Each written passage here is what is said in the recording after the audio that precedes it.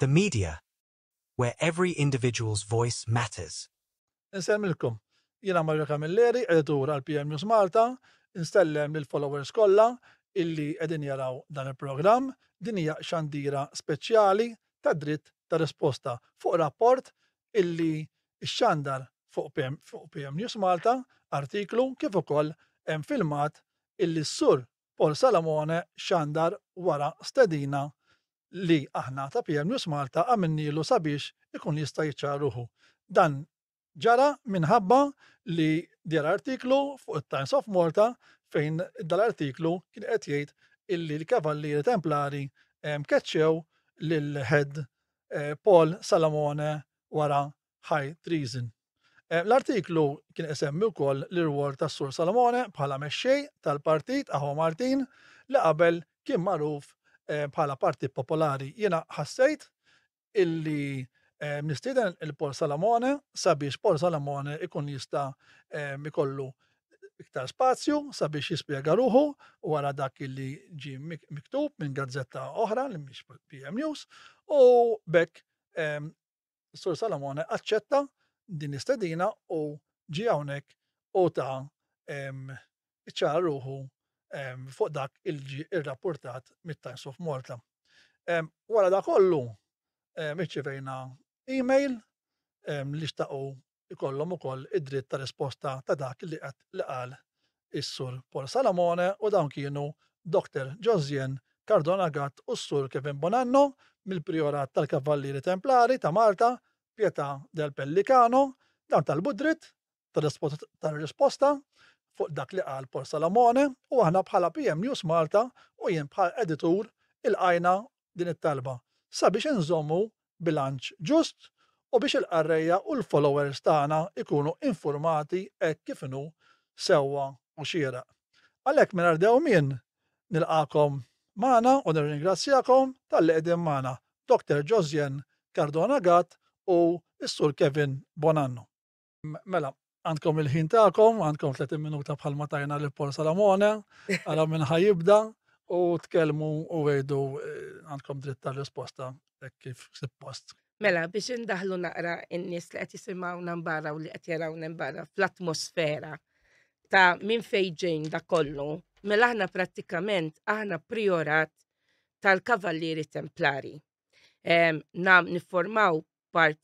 Niformaw dan il-priorat li għa taħt l-ordni tal-Kavallieri Templari tal-Pietà del Pellicano li l-headquarters tagħhom huma l-Italja u ovvjament bħala priorat aħna għandna l-obbedjenza u l-lealtà l-obbligi ta' obbedjenza u lealtà lejn il-Gran Mastru tagħna li huwa Antonino Aloj, avukat Taljan, kif ukoll lejn l-ordni per se, l-ordni tal-Kavallieri Templari tal-Pietà del Pellicano. 3 snin ilu is-Sur Salamone ġi mażul, nerġa' ngħid mażul mill-Gran Mastru biex ikun priur tal-Priorat ta' Malta u aħna jiena u Kevin konna membri, anzi għadna membri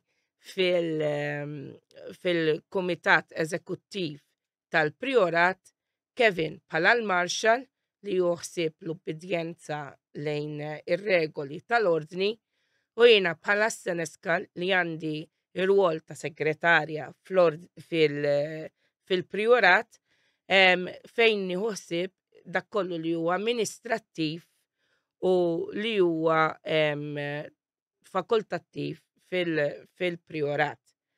Ir-rwol tagħna il-Priorat huwa VO, jiġifieri huwa Voluntary Organization irreġistrata mal-VO Department ta' Malta.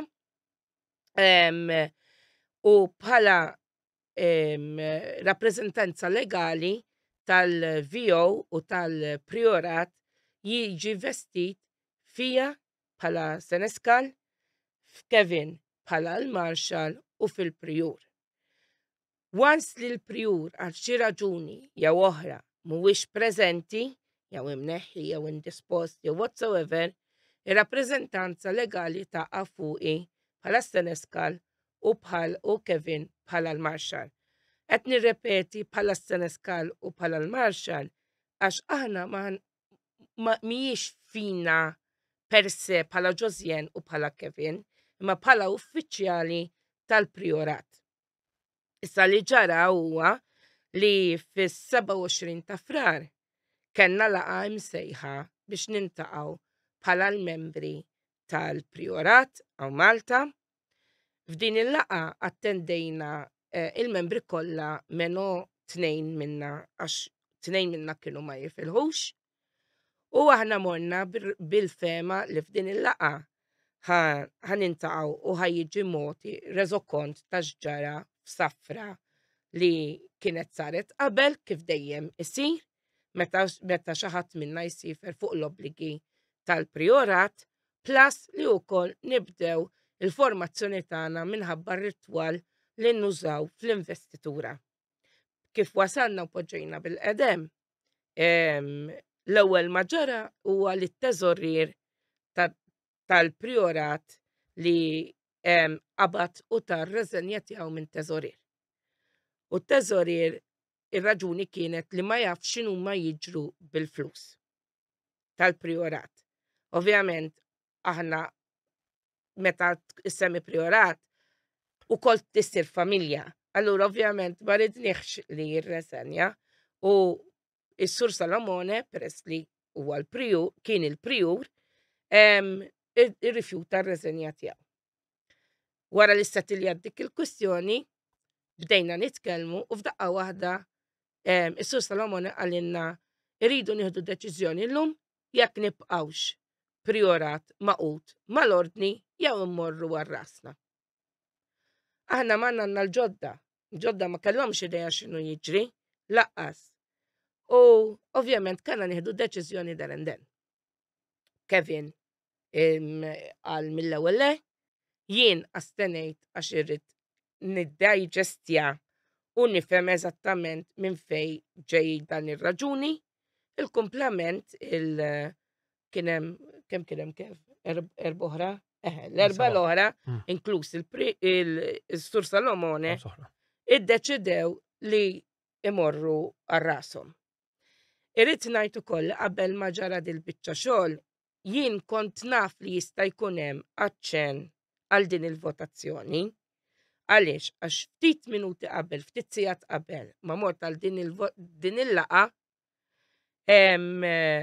il-Gran Mastru Ċempilli personalment u l-Gran Mastru għalli li hemm dan il-ħsieb għalli tkellem għalina favur li ma tagħmilx sens li tmorru għar-raskom.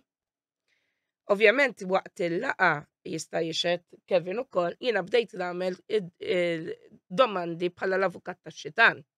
X'ħa jiġri x'ma jiġrix, għaliex u mhux kif u kome. Anyway, wara li spiċċat il-laqgħa, il-Gran Mastru bqajt mal-Gran Mastru li jew inċempel jiena jew iċempelu, sakemm wasalt id-dar ċempilli hu. U ovvjament il-Gran Mastru għatlu x'ġara u ma ġarax. Is-Sur Salomone waqt li kien għaddej bid-diskussjoni tiegħu qal li aħna morna minn wara daru bħala backstabbers. Irrid nagħmel referenza però għall-istess statut li kiteb hu stess tal-ordni fejn l-istatut jgħid hekk mela. The prior, being the leader of the Priory of Malta and personally chosen and appointed by the Grand Master, is the person responsible for the correct running and operation of the Priory in Malta. As such, the prior has the authority to undertake actions and decisions to ensure the safe operations and well-being of the Priory of Malta. Jgħid ukoll taħt id-definition ta' Prijur li huwa artiklu 9 tal-istatut tagħna. Li upon a report filed against the prior, the Grand Master in Italy shall inform the Grand Magistrates of the order. The prior shall then be called to testify and asked to give any information possible to counter the allegations brought against him and her or her. Jiġifieri hawnhekk iridu ngħidu li aħna ma morniex nitkellmu mal-Grammastru biex nagħmlu backstabbing, imma bħala uffiċjali tal-Kumitat Eżekuttiv tal-Priorat kien obbligu dmir tagħna li narfu lill-Grammastru dak kollu li kien qed jiġri. Wara din il-laqa, il-Grammastru ħareġ digriet li huwa id-digriet taw fejn neħħa lil Sur Salamone minn Prijur. Però ma neħiħx minn Kavallier, għaliex? Għax ovvjament u għandu id-dritt tar-replika kontra l-akkużi li jkunu qed isiru kontrih. U għafda il-Priorat, it-tmexxija tal-Priorat fidej Kevin bħala l-Marshal. Kevin bħala l-Marshal se jaħlaqa biex aħna nerġgħu nintaqgħu, aħna li ddeċidejna kontra prattikament u dawk li ddeċidew favur biex nerġgħu nintaqgħu u niddiskutu x'ħajjiġri u ma jiġrix u l-possibiltajiet u ma jiġrix, minflok ġew għall-laqa iddeċidew li jmorru jintaqgħu ġo l-garaxx f'laqa segreta bejniethom u ma ġewx għal din il-laqa. Raġuni tagħhom li huma ma jirrikonoxxux l-ordni li ta' il-Grammastru u għalihom is-Sur Salamone jibqa' il-Prijur. Ovvjament aħna tkellimna lill-Grammastru u wara dan il-Grammastru ħareġ digriet fl-10 ta' Marzu fejn il-Grammastru qed jgħid li s-Sur Salamone huwa mkeċċi mill-ordni u imkeċċi b'infamja. Għaliex? Għax is-Sur Salamone iddeċida li l-flus kollha li kienet tfadal fil-kaxxa fit-teżorerija tal-ordni joħodhom miegħu il-memorabilja li vera xtraħ ma ninnegax li ħafna minn memorabilja jekk mhux kollha inxtrat mill-flus personali tas-Sur Salamone, iżda daw ingħataw b'donazzjoni lill-Priorat. Allura, la tingħata b'donazzjoni inti ma tistax terġa' toħodhom lura, bħalma jien intik regal u jekk inti tiġġieled miegħi ngħidlek mela issa tittijuli. Wara se tajtulek, full stop. Plus li ovvjament dan iddeċida li jeskludi kompletament il-Grammastru u jibda ordni għalih biex jilħaq Gran Prijur jew Grammastru u. Jumejn ilu, Kevin, jumejn ilu fuq l-internet wieħed mill-membri li qiegħed ma' Sur Salamone tella dan iċ-ċertifikat fejn qed jiddikjara f'dan iċ-ċertifikat li s-Sur Salamone sar il-Gran Prijur tal-Priorat ta' din l-ordni li hija l-ordni tat-Tempju ta' Ġerusalem, l-OSMTJ. Allura, iktar u iktar jiġi fondat il-fatt li hu għamel miżappropriazzjoni ta' fondi u ta' assi tal-Priorat għax la darba inti ħadthom u mort ġo Priorat ieħor, dawn ma jistawx jittieħdu. Punt li nixtieq insemmi li Sur Salamone ma semma xejn u li kien spjegat tajjeb fl-artiklu fit-Times, però fid-digriet jitkellem ċar illi dan il-high treason, Mario, dal-high treason ġej mill-fatt aħna meta nsiru kavallieri u hija tradizzjoni wkoll illi wieħed irid jieħu ġurament lejn obbedjenza u lejaltà lejn Grammastru l-ordni dak il-ħin tibus is-salib u bidu l-eminija fuq il-Bibja. Din hija tradizzjoni u anke ta' ħafna ordnijiet oħra. Mela, il-fatt illi ju qabad għajjat meeting, lew ħaġa għamel ritu votazzjoni ta' malajr mingħajr preparazzjoni u diskussjoni ta' xejn illi jitlaq lill-ordni. Dilli qed jgħid distak tal-Priorat, aħna bħala kavallieri, da ma jistax tgħid il-parroċċa ma tix taqa' taħt id-djoċesi, ma l-assassin il-min jirrapportaw l-Arċisqof. Mhux hekk jew l-djoċesi. Allura din ġiet tradiment li inti minn għax il-ġurament tiegħek kien lejaltà lejn il-Grammastru. Ġifieri meta Paul Salamone hawnhekk qed narah ħa il-ġurament u ta' lealtà lejn il-Gran Mastru li huwa l-istess Gran Mastru semmiet Josian Antonino Aloj, aħna sirna kavallieri tal-ordni u l-priorat qiegħed hawnhekk huwa branch u appartex qiegħed f'territorju ieħor bħalma priorati oħrajn. Iġifieri li inti tieħu vot u qed tinstiga u qed ixxewwex u qed tipprova toħroġ mhux il-priorat m'għandix ħaġa fiżika, da mhux konvent, joħroġ minn mal-ordni, allura inti qed titradixxi dik il-ġurament inti li ħadd u flik ukoll qed tipprovoka tinvoka l-oħrajn kollha li qed jaslu biex jimxu miegħek. F'sadattant, allura dik hija definitely high treason. Da ħajbqa' Mario case study ta' xi ħadd fil-kavallerizmu templari li għamel dan it-tip ta' azzjoni u għalhekk hija ta' importanza pubblika li kulħadd ikun jaf it-tip ta' behavior li għandu Mr. Paul Salamone. Imkien f'din il-kamra f'nofsija ma semma u xrid jgħid anzi qal li high treason hija xi ħaġa vvintata jew tafaqgħu fuqu, mi vera xejn. M'għandux għalfejn juħu għalih, anzi jrid jirrispondi għal dak li jagħmel jekk mhux id-dinja l-oħra. Għax hu stess invoka illi jittradixxi b'ġurament.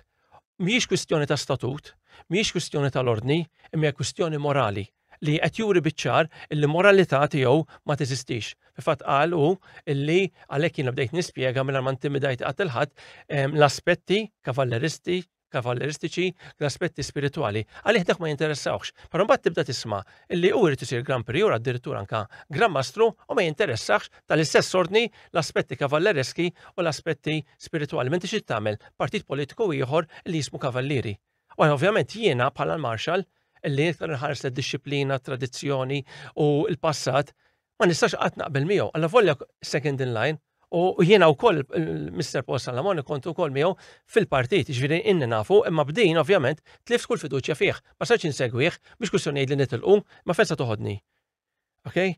Ġifieri il-Gran Mastru wkoll mhux tal-li ma kellux fiduċja fih, ġifieri elevaħ għall-kavallier, elevaħ għall-Priur, elevaħ għall-Gran Priur u ġieli wkoll batu visits jew missjonijiet għan-nom tal-ordni, ġifieri kellu fiduċja fih, għal fatt li hu qed jiexed jagħmel illi jmur kontra dik, għalla ovvjament huwa tradiment u m'għandux għalfejn jieħu għalih. Għax huwa stess ħolloq qegħdin, da ma jistax ikun ikollok kappillan f'parroċċa jgħid minn aħna nqataw għalina morru ġew diyoċesi oħra. Tal-Melliħa jmorru taħt Għawdex, ma tistax tagħmilha din. Issa jekk għalih regolamenti ma jeżistux. Iktar u iktar anke jekk m'hemmx jifieri apparti li spjega Josian l-istatut u regolamenti, il-moralità tiegħek fiex temmen. Ma jrid jemmen xejn iktar fil-passat, irid jemmen iktar fil-modern. Id-demokrazija teżisti. All right, imma laqqas mexa skont l-istatut. Fejn jidħlu affarijiet aħna ordine ċivile e militari. Fil-militar, sewa, jeżisti dan l-affarijiet li tieħu inti d-demokrazija ngħidu niddeċidu bejnietem misa jkun il-ġeneral. Jew nkella f'kunvent ta' storjiet tal-patrijiet niddeċidu misa jkun il-prijur temmek jew il-madre. Da ma jaħdmux hekk, issa allura jiena ma nistax nifhem x'tip ta' priorat u verament irrid joħloq. U waħda mill-problemi wkoll ta' flus li semma, il-flus aħna qatt ma rajnihom. Bħalma semmi Josian, it-teżorier irreżenja għax qallu jiena ma nafx inti x'inti tagħmel, ma nafx m'għandix fiduċja fik. U kellu raġuni li qed jgħid li baqgħu 2600, baqa' hekk u baqa' nqas hekk, aħna li naqtorihom nagħmel li marant awditur, imma x'daħħallu x'irċevuti tagħ. Jista' jkun għandu irċevuta illi hu mar safra bihom u l-flus ittieħdu minn hemm. Waħda mill-problemi li hemm tal-flus ħoloq hu stess għax irid jagħmel kollox alla grande.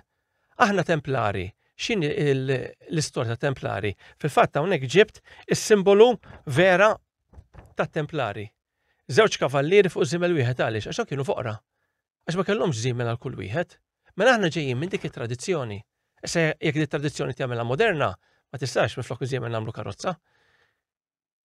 Allura aħna mhux vera għandna bżonn nikru knisja u rdu nġibu qassis, aħna l-ordni għandha l-qassisin tagħha u jiġu hawn Malta. Nistgħu nagħmluha ġo sala, nistgħu nagħmluha barra.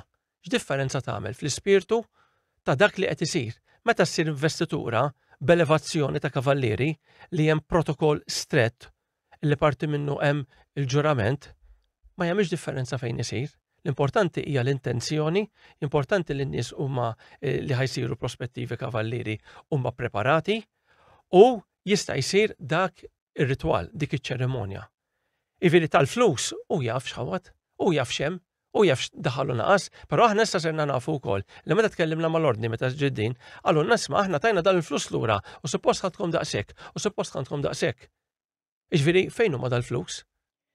Kevin, jekk ma importax nagħmel l-input tiegħi fuq dil-biċċa xogħol, is-Sur Salamone waqt li kien qed qiegħed hawnhekk semma li waħda mill-ikbar problemi kif attinti kienu l-flus u l-problema kienet minħabba li daw l-Iżraeliti li ġew ħalsu xi 9,000 euro u minnhom il-Priorat ta' Malta mara xejn. Irridu ngħidu ħaġa però li daw l-Iżraeliti ma daħlux membri fil-Priorat ta' Malta, daw l-Iżraeliti daħlu membri fl-ordni. Mela allura il-flus iridu jmorru fl-ordni mhux fil-Priorat ta' Malta, jekk jien għandi membru li ħajidħol fil-Priorat ta' Malta, hemm ftehim bejna u bejn il-Gran Mastru li l-Gran Mastru jieħu l-miżata li hija tal-ordni li jifdal jitħalla fil-kaxxa tat-teżorerija tal-Priorat ta' Malta. Irridu ngħidu wkoll li meta tkellimna mal-Gran Mastru, il-Gran Mastru għallinna li minn daw il-flus id-9,000 li qed isemmi s-Sur Salamone, il-Gran Mastru ħallilu fuq 4,000. U daw ħallihomlu biex jagħmel tajjeb għall-ispejjeż tal-investitura. Mela allura mhux vera li l-Gran Mastru qatt ma ħalla xejn f'din fit-teżorerija tal-Priorat. Apparti hekk, il-Gran Mastru wkoll għalinna li il-miżata li nħallsu aħna fis-sena, għandna nħallsu 240 miżata fis-sena, nofsa tmur għal kaxxa tat-teżorija għal teżorija tal-Priorat u nofs liħor imur għand l-ordni. U dan jisir biex dejjem jibqanna xi ħaġa fit-teżorerija. Qatt ma ngħataw lill-Gran Mastru. Ħlif darba meta jiena battom by bank transfer lill-Gran Mastru għax ingħataw lili biex jiena ntihom lill-Gran Mastru. Il-bqija qatt ma ntbagħtu għax meta kien jiġi hawn Malta u isaqsi ħalihom kien jgħidlu ma minna daw l-ispesa, minna dikka, minna l-oħra, allura Gran Mastru kien jgħidlu mela ħallihom, ħalli ikolkom biex tmexxu. Ġifieri mhuwiex vera li l-ordni ħallitna għarriħna, l-ordni dejjem kienet hemm support għalina. Imma ovvjament għalih il-fatt li inti tmur għal Gran Mastru l-airport għax inti stidintuwaw ġo pajjiżek, ġo l-Priorat tiegħek biex jagħmel l-investitura, dak huwa serviliżmu. Mentri huwa l-iktar forma sempliċi ta' etikett li teżisti meta inti għandek high ranking official ġej hawn Malta, ġej ġew pajjiżek li inti tmur għalih, tieħu ħsiebu, tara li ma jiġrilu xejn u terġa' twaslu l-airport jew tara li jmur l-airport sano e salvo biex jerġa' jmur lura pajjiżu. That's the simple, li most simple diplomatic etiquette li tista' teżisti. Ġifieri jekk is-Sur Salamone laqqas jaf din l-etikett, kif jista' qatt bir-rispett kollu imexxi pajjiż. Ġifieri Sur Salamone qal minħabba din il-kwestjoni da tħanna fuq marru fin-nofs il-familja tiegħu, il-partit politiku, eccetera. Ma jekk huwa persuna pubblika, jekk poġġi lilu nnifsu hemm bħala persuna pubblika, sewwa, u irid jistenna li dak kollu li jiġri madwaru ħajaffettwa lill-partit politiku, ħajaffettwa lill-familtu u jkun lest li jerfa' r-responsabilità fuq spaltu. Xi ħaġa li Sur Salamone bir-rispett kollu dejjem farfar minn ċertu responsabiltajiet. Is-Sur Salamone semma wkoll li miskin għax ma kienx jifdal fil-kaxxa ma setax jagħmel il-karità. Mentri d-diskors tiegħu waqt li nkunu waqt laqdiet kien ikun jien m'iniex Mamma Teresa nagħmel il-karità. Il-karità ma teżistix u dejjem dil-kelma jien m'iniex Mamma Teresa. U l-istess diskors li ntqal li jenna waqt il-laqat mar jgħidu fil-Portugal. Jiġifieri bir-rispett kollu, jekk aħna ordni karitevoli, aħna ordni hija fl-istatut tagħna li aħna ordni li nagħmlu l-karità, li nieħdu ħsieb min għandu bżonn, li għandhom jiġu dawk li għandhom bżonn l-għajnuna, li rridu nqassmu u nagħmlu, Mela allura kif tistaqat inti tiġi tajt jien minix Mamma Teresa? Apparti kollox fit-3 snin sħaħ, Kevin, vera, min ħaħsib jorganizza affarijiet ta' karità? Huwa jien, blajnuna ta' Kevin u blajnuna ta' xi membri oħra. Il-qbija affarijiet ta' karità Sur Salomone qatt ma interessa ruħu li jorganizza, qatt ma interessa ruħu li jagħmel, għax ma kinux lejn maġġuri tiegħu, lejn maġġuri tiegħu huwa li nidru sbieħ, li ma naqgħux għaċ-ċajt quddiem l-ordnijiet oħra, li joġbuna x-xinxilli, li joġbuna l-uniformijiet militari. Ejja mela nilbsu uniformijiet li jagħmlulna bellezza, anke aħna tagħna, jiġifieri dawn l-uniformijiet, ġi mhix qed ngħid li hu għala u aħna ma qbilniex, imma qbilna ovvjament la tkun familja tipprova timxi bil-mod tal-familja biex la toħloq problemi żejda, friction żejda u whatsoever. U ovvjament la darba kienu aċċettati mill-Gran Mastru, għaliex le. Imma mbagħad li nelevaw ruħna primus inter pace, lek, primus inter pace minn ma jafx hemm barra, skużawni xi kultant nuża termini legali, imma hija l-professjoni tiegħi, primus inter pace tfisser jiena l-ewwel u aħjar mill-oħrajn. Allura rrid niġi trattat aħjar mill-oħrajn. Dik ma teżistix. Aħna bħala ordni tal-Kavalier Templari, il-Gran Mastru m'għandux mantel aħjar minn tiegħi. Jiena m'għandix ikolli medaljun aħjar minn ta' kavallier ieħor. Aħna kollha l-istess. Kollha aħwa. This is a brotherhood. La allura la għandna din il-motto tagħna ma jista' jkun hemm ħadd aħjar minn ħadd ieħor. Li sal-Gran Mastru stess li jekk jagħmel affarijiet kif mhux suppost ħajjidher quddiem il-Gran Maġisterjum. Jiġifieri ħadd huwa aħna il-bilanċa tal-ġustizzja hija ugwali għal kulħadd fl-ordni tagħna. Aħna fil-passat fuq il-flus dejjem tkellimt jiena miegħu suġġerejtlu jitkellem mal-ordni għax perswas li soluzzjoni tinstab kif spjega Josien dan il-Kavallier 13 li għal semma Iżraeliti mhux ġew direttamenti fil-Priorat Malta fl-ordni. Allura ovvjament il-flus jekk ħajibqa' ħadd l-ordni u tina l-ispejjeż li aħna nkunu nfaqna. Ġifieri suppost kellu jibqa' għax issa serna nafu illi mhux li ma taċċejn illi tat kważi nofs dik is-somma biex il-flus jibqa' hawnhekk. Fid-digriet ta' tkeċċija li huwa ġustament sewa illi waħda kiser il-ġurament, waħda misappropriation kif spjega Josien u l-oħra hija insubordination ġifieri ma bdiex għax meta kien sospiż kienu stess li organizza meeting biex jisfida il-laqqa l-membri l-oħra fl-istess ħin u mod segret, u aħna sirna nafu. Sawa, illi dak ma kellux jagħmilha, inti jerġa' ġifieri ara kemm il-forsi Gran Mastru penġieħ bħala monstru dan, jisu xi wieħed argużin. Illi taħi ċans illi hu jispjega fl-istrutturi tal-ordni illi u jikkontesta dik id-deċiżjoni. Jekk inti kont prior tneħħejt, ikkontesta, uri l-karti. M'għamel xejn minn dan, ifir milli qed iġib ħafna karti hawnhekk. Għaliex ma urihomx jekk hu verament trid jibqa' u jiġġustifika l-flus. Fejn hemm is-sewwa hemm ir-raġuni. Imma ma rridx irid jibqa' jisfida, irid jibqa' jżomm il-poter illi il-Gran Mastru kellu dritt ineħħilu. Kien il-Gran Mastru stess illi jażlu hu bil-volontà tiegħu u stess għandu dritt li jneħħih. Aħna nirrapportaw kollha l-Gran Mastru. Imma peress li territorju ieħor għandu jkun hemm xi ħadd delegat taħt dik id-deroga.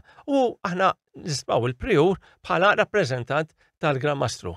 Imma jekk inti issa qed titradixxi lilu alla volent dik il-ġurament. Alla ħadd mhux sajtik dik il-konfidenza u kellu raġun li neħħielu, veri ma sax nifhem. Mr. Paul Salamone illi qed jipprometti ruħu għall-politika, illi ma jaqax taħt ir-regolamenti. Mela hawnhekk fis-sens id-demokrazija is one thing, imma jekk inti għandek xi ħadd ta' fuqek li qed itik din id-deroga u ħadielek, ikkontesta. Le hu rid jipprotesta, rid jisfida l xi ħadd illi verament ollih mela Mario, elevaħ għall-Kavallier, elevaħ għall-Priur, Gran Priur u taħu kol fiduċja f'assignments oħrajn u rrid jisfida dik mingħajr laqas element morali persuna bħal dan. U qal ukoll li anke laqgħu ukoll illi meta kien għandu personalment fil-btala li kellu fil-miliet. Qalu stess hawnhekk. Jiġifieri laqas element uman, laqas element ta' rispett, l-iktar mod biex ma naħsbux l-ordni ma tistax titlaqta jew xi proġenerija din, l-iktar mod onorabbli li xi ħadd jitlaq anka f'kunvent ta' storijiet, huwa li jirreżenja u jitlaq, bat jagħmel li jrid. Tant kemmu vera fl-istatut tal-ordni hemm klawżola, jalla jekk ix qed għandi din il-klawżola ipprintjajtix. Hija dan huwa artiklu 20 tal-istatut tal-ordni mhux tal-priorat. Ħanaqrah bit-Taljan għax ovvjament huma bit-Taljan. La libera scelta per effetto della quale si diviene membri dell'ordine deve essere consapevole dei diritti, dei doveri e delle finalità derivanti dal fatto dell'associazione all'ordine stesso.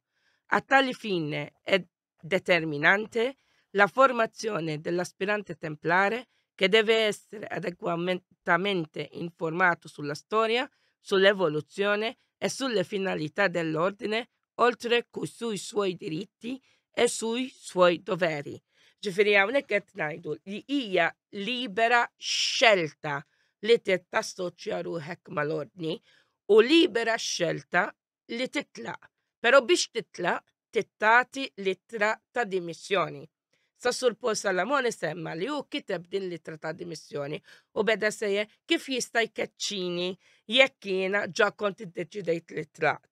Irridu ngħidu wkoll li l-littra li hija datata li kiteb is-Sur Salamone datata 8 ta' Marzu 2025 għalkemm hija datata 8 ta' Marzu lill-Grammastru intbatet fl-10 ta' Marzu. U dan tagħhom hemm iċ-ċett li huma prova li verament fl-10 ta' Marzu intbatet, ġieri meta prattikament is-sopportazzjoni tal-Grammastru kienet waslet f'tali punt li jrid ikeċċih kompletament b'infamja. Ġifieri ma niġux noqogħdu ngħidu hawnhekk Sur Salamone li inti tkeċċejt meta ġa kont tlaqt għax inti ma tlaqtx kieku mhux għax ma keċċikx. Mela, dik kienet id-dritt tar-risposta. Nista' ngħid xi ħaġa oħra, jien hawnhekk minn hawn ngħidlu lis-Sur Salamone, għandek raġun, ejja ħanamlu dibattitu pubbliku. Ħalli naraw min verament għandu raġun. Inti titkellem bil-paroli, jien nitkellem bil-fatti. Mela wara dak għadek kemm tgħid Dr. Josjen, PM News Malta lesta illi tilqa jekk is-Sur Salamone dejjem jilqa din l-isfida ngħidilek fejn isir debate bejnek u bejn is-Sur Salamone. Jekk dejjem jilqa is-Sur Salamone dan id-debate aħna lesti illi nilqgħu f'dan l-istudio, nilqgħukom itnelli intom iż-żewġ naħat u bekk tkunu tistgħu twaslu dak illi intom għandkom twaslu face to face lill-poplu Marti u Awċi. Nixtieq nirringrazzjak biex nagħlaq Dr. Josjen Cardona Gatt u lilek ukoll Sur Kevin Bonanno talli kontu magħna u preżentajtu l-verżjoni tagħkom ta' din id-dritt tar-risposta. Nixtieq ngħid illi PM News Malta nemnu fl-importanza illi kulħadd ikollu opportunità li jesprimi ruħu u jikkomunika l-fehmiet tiegħu b'mod illi jgħin il-pubbliku jinforma l-opinjoni tiegħu, x'kollu opinjoni informata, u dmirna nħoss jiena illi noffru pjattaforma imparzjali fejn kull naħa ikollha il-possibilità li twassal il-fehma tagħha. Grazzi tal-li segwejtuna, inħeġġukom teqpaw issegwu l-PM News Malta għal aktar aħbarijiet u analiżi dettaljata. Grazzi. Grazzi. Grazzi. The media, where every individual's voice matters.